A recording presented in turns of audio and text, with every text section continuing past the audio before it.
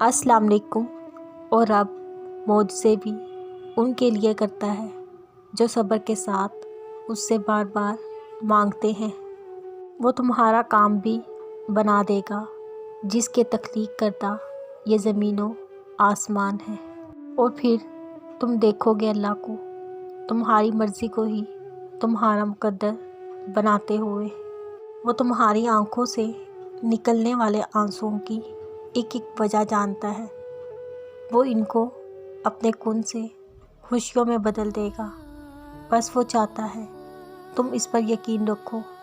اللہ تمہاری من پسند چیز کو تم سے دور کر کے تمہیں اپنے تک لاتا ہے، اور آزمائش تو من پسند چیز سے ہے شروع ہوتی ہے۔ برستی ہوئی بارش اور روتی ہوئی آنکھوں کا احساس صرف انہیں ہوتا ہے جن کے گھر کچے اور دل نازک ہوتے ہیں۔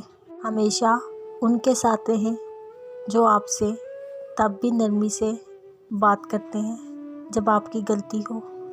ان کے ساتھ رہیں جو اپنا موبائل سائڈ پہ رکھ کر اچھے سے پوچھتے ہیں آپ کا دن کیسا رہا۔ ہمیشہ ان کے ساتھ رہیں جو مخلص اور ایماندار ہوں، کیونکہ یہ عادت بہت کم لوگوں میں ہوتی ہے۔ لا الہ الا انت سبحانک انی کنت من الظالمین۔ الہی تیرے سوا کوئی معبود نہیں، تو پاک ہے، بے شک میں ظالموں میں سے ہوں۔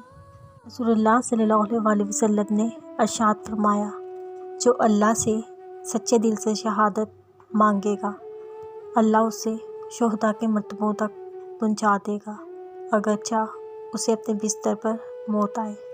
اپنے کل کو بہتر کرنے کے لیے اپنا آج سنوارو۔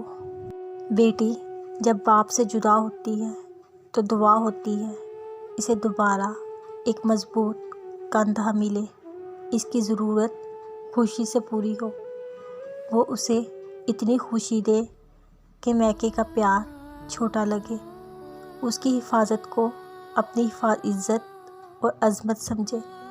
اچھا داماد باپ کے لیے بیٹا ہی ہوتا ہے۔ یا اللہ ہر بیٹی کے نصیب اچھا کرے، آمین۔ حضرت محمد صلی اللہ علیہ وسلم نے فرمایا، جھک جانا، معاف کرنا اور صبر کرنا سیکھ لو۔ اگر تمہاری عزت میں کمی آ جائے تو قیامت والے دن مجھ سے لے لینا۔